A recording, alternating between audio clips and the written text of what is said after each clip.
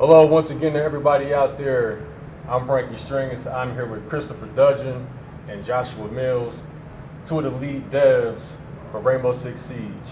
One of my first questions that a lot of people want to know is I have a lot of copper teammates when I'm a champion player, or vice versa. To that, what is your answer?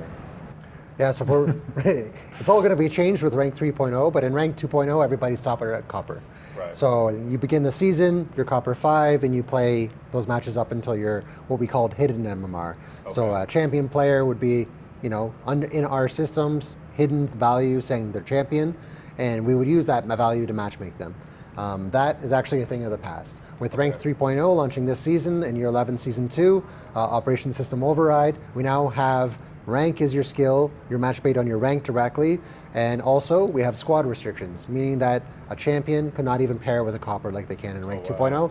So there's multiple different ways that we're tackling that issue. Okay. What was the motivation originally when you wanted everyone to start at copper, and then what was the driving force to change to kind of go away from that?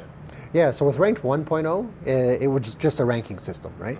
Mm-hmm. Players ultimately were looking for more progression from that system. Okay. So with rank 2.0, it tried to use the rank as the progression system. Start at the bottom and then work your way up until your hidden value matched your visible value.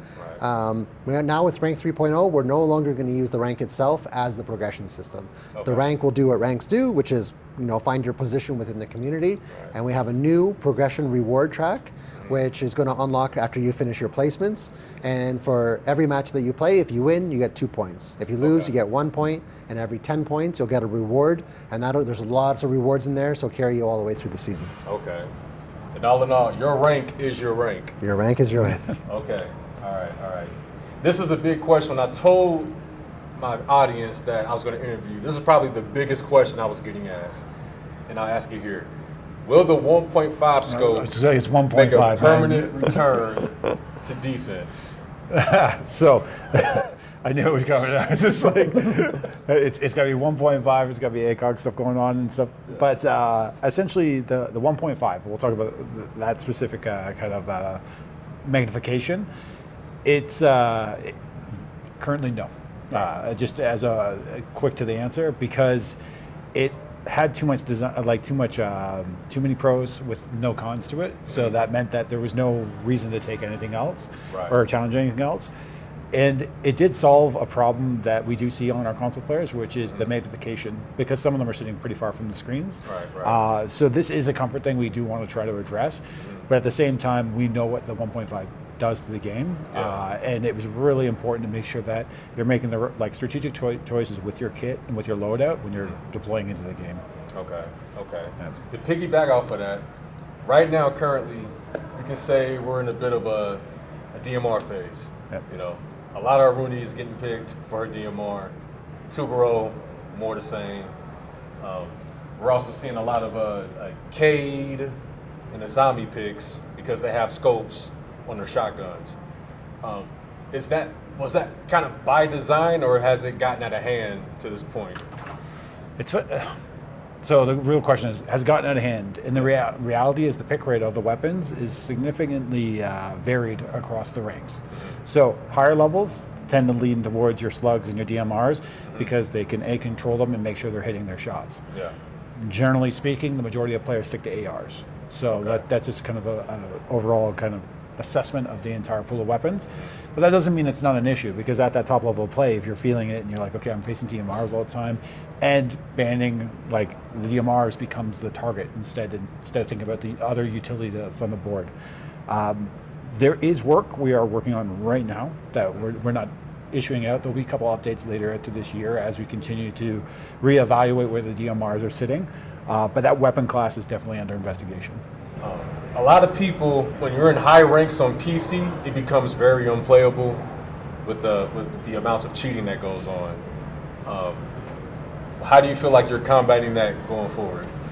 Yeah, so the level of cheating has, we've had 2 pretty good seasons, right? With year 10, season 4, and then this season, year 11, season 1. It's a cat and mouse game. So yes, there are providers that kind of show up, and sometimes they can, rock our systems a little bit, and we had to make some changes. Okay. That had happened recently, where we had to kind of provider that was able to beat our systems for about a week, and then after that we were able to kind of get back control. And now you see, if you play today, that was once again dropped quite a bit.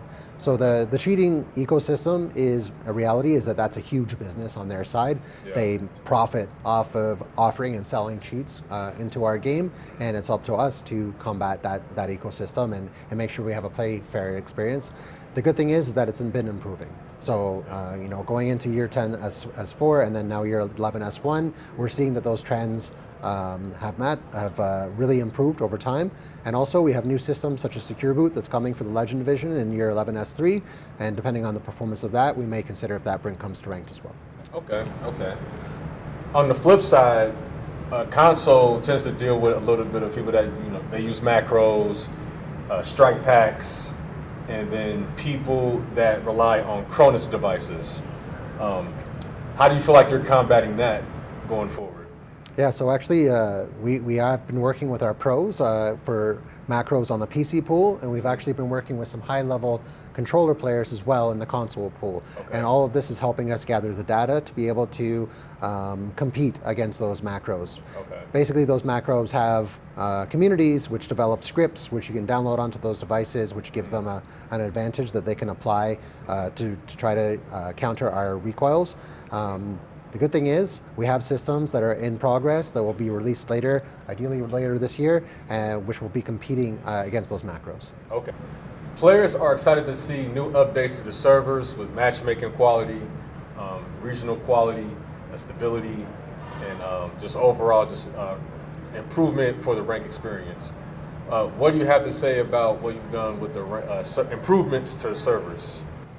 Making sure that players are playing on the right servers. We have like a new allocation tech that we've launched over the last 6 months, which is ultimately trying to find the best server for that match to play on based on the players that are within that match.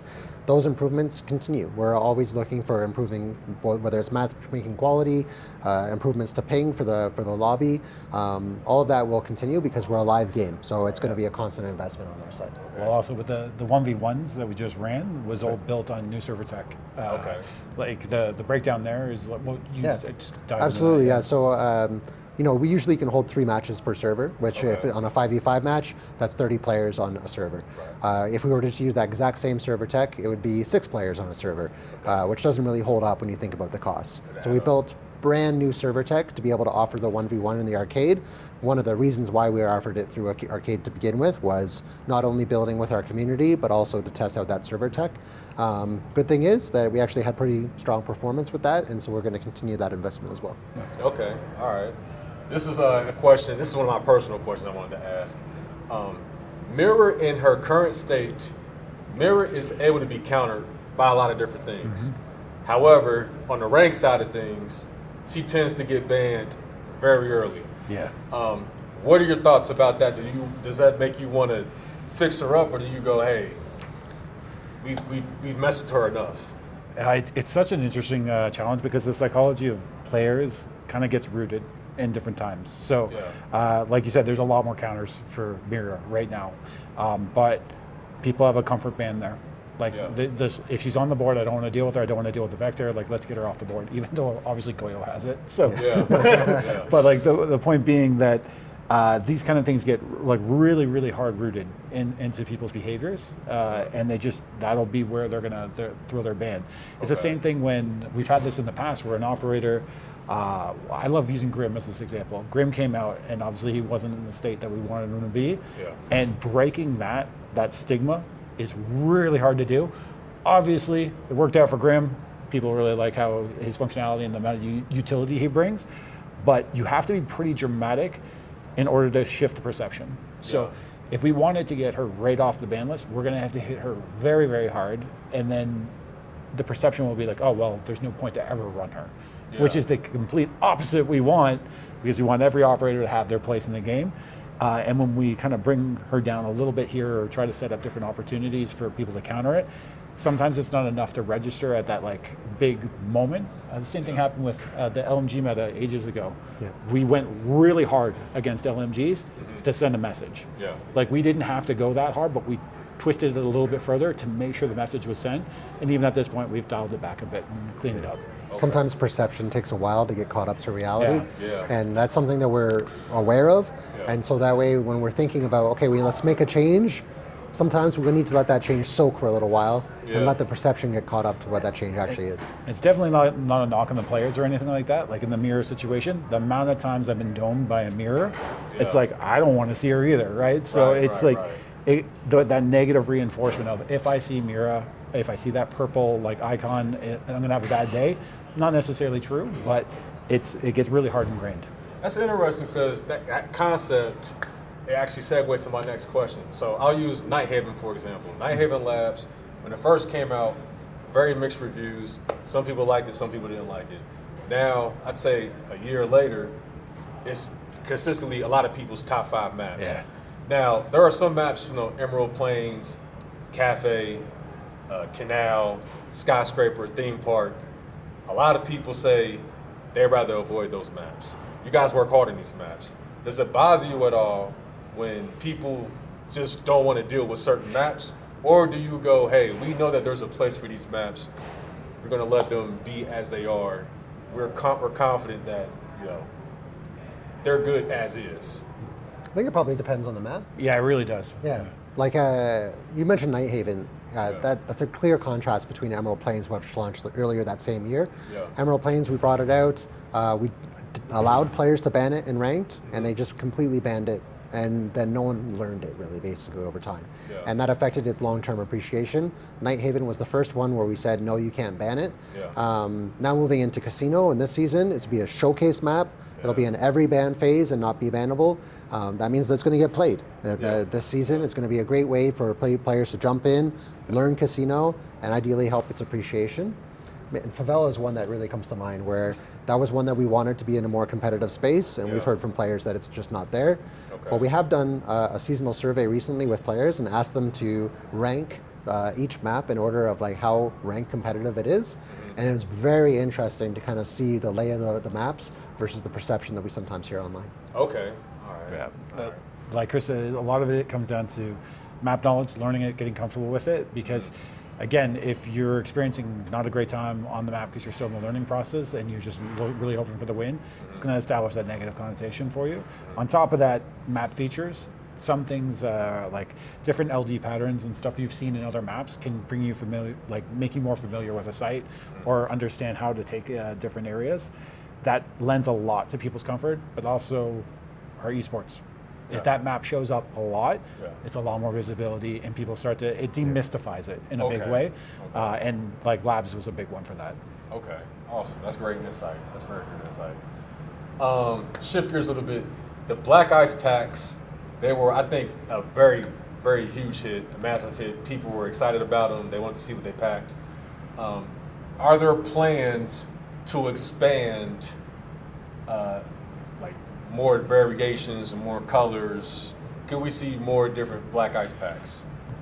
So we're really happy with the reaction to the Black Ice packs, and so that just means it's something that we'll continue to invest in. So more weapons with the existing color patterns, because not all weapons are on offer yet, but also considering other variations could be in the future. Okay. But for now, we really want to make sure that all weapons have their existing color variation, the pink, the reds, and all those so on. Right. And then we'll be looking at other ways to offer those to players as well.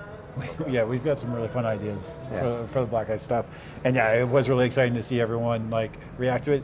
And let's be honest, everyone on the team, the second that it went live, we're all ripping to see what we got. Yeah, what'd you get?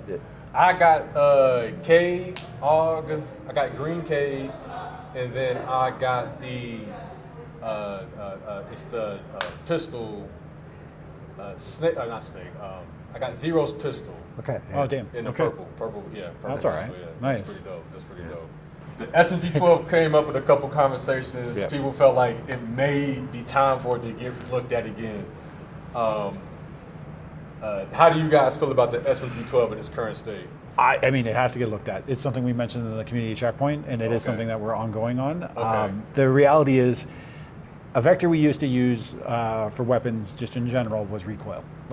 Push the recoil up, that'll solve it. But all it does is make it unusable and not fun for anyone. And that's That's not the way we want to go. It's same like our balancing philosophy of where we want to keep things entertaining and fun. We have to pull different vectors.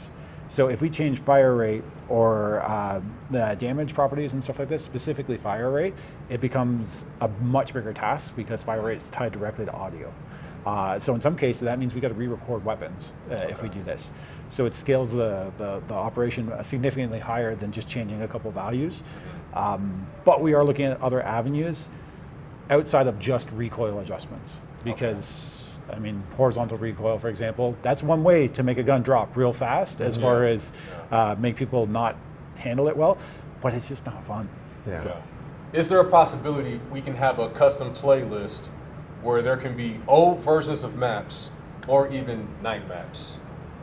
So I think what we've heard from a lot of our players is interest in the custom game, right? Yeah. Like looking for other opportunities to bring different new ways of playing in customs, right? That you don't necessarily find on ranked, whether that means no fall damage, no headshots, or headshots only, I mean, or older versions of maps and so on. Players are looking to make their own content and have fun in custom game. So I think that's an opportunity for us that we're aware of, and we'll definitely be looking at acting on that in the future. Awesome. All right. Do we have an update on the marketplace? Yeah, so the marketplace is going through basically improvements for account security. That's where it all kind of falls down on, is making sure that players are safe when they're using the marketplace, ensuring that exploits are not putting players at risk when they're using the marketplace. So it's something that we've been looking at is, how soon can we open that up? But at the end of the day, it's going to be open when the accounts have been approved and ready. Okay, all right. Last serious question, are there any teasers or hints we can get at as far as the next collaboration? The next collaboration. Any kind of vague... Oh, that's... I got a good hint. Okay. Collaboration as in, well, it depends on what you mean, but we actually do have something early in season 2. Oh, we do. Okay, good. I'm glad you said that because Yeah. the problem is I had a meeting where I went over a lot of them and I don't know when they're coming and stuff. No, so we yours is have better. we have a fun collab with another game early in season 2. Yeah. Oh. Uh-oh. Yeah. Okay. All right. This is the last question. Feel free to answer it, free not to answer it. Frankie Strings castle skin creative skin. Ladies and gentlemen, I want to appreciate y'all for watching. I want to thank you guys for joining. That's always good. Appreciate it. You all have a good one. All right. See you guys later. See you. Diamond 1. Diamond 1. It's about 5 more questions. I'll be good. All right. Is that cool, or should we wrap up with maybe 1? What do you think? I'm fine I'm with fine. 5. Let's just go Yeah, five. let's just hammer it out. So I love you guys. All right. The SMG12 came up. It But not pops that up one. a lot. No. All right. Okay.